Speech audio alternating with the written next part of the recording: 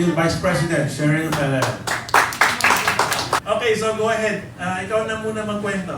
Habang nakikinig po ako, Sir Tom, ng mga sinasabi niyo po dun sa mga nagpa-mentor, actually, yung mga question po sa mind ko, nasagot na Diyan po mo siya. nagtatapos. Yung interview natin kay Shirley kasi nasagot na pala lahat ng katanungan. Isa na lang po yung tanong ko po. Gusto ko pong mag-sale ng 1 million per week. Yun po yung sinabi ko kay Grand Up Edwin. Sabi ko, Grand Up, gusto ko din po ng sale na meron po si Matthew. Okay.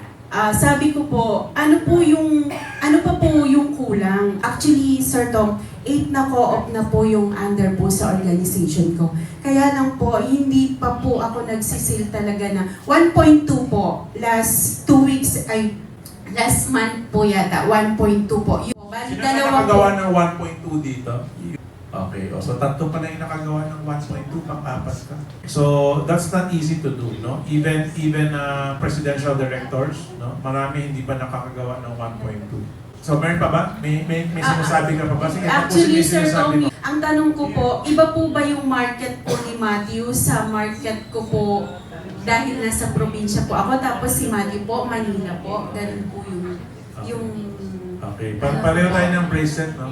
Cartier. Opo. Sa akin, Olig, sa'yo, Faith.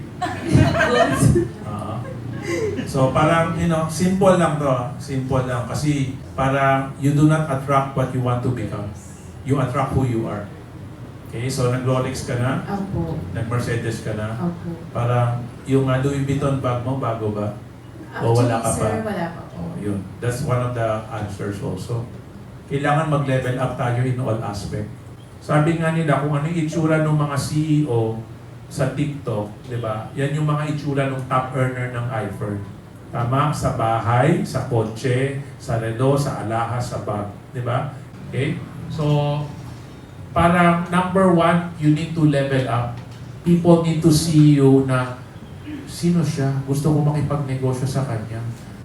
Gets mo? So, you attract who you are.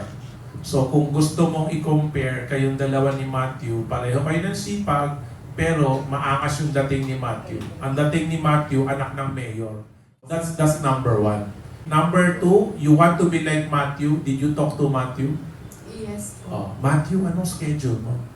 Tama? Alamin mo. Yes. Para magkaalaman na, sinabi mo kasi, sa tingin ko, masipag ako.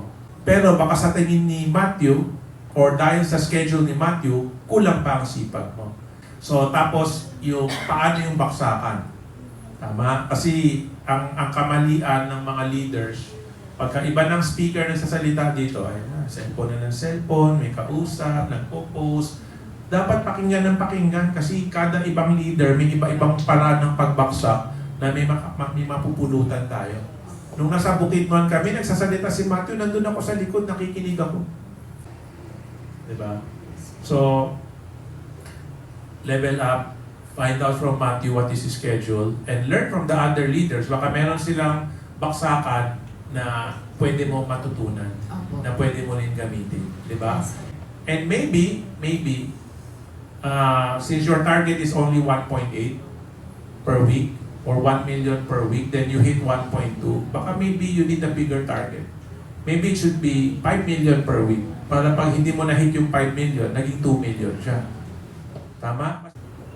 Does that answer your question? Yes po. Yes po. Sa tingin mo, More may solution na, no? Opo. So, bigyan lang kita ng additional target. Yes po. Huwag lang tayo mag-target ng sales.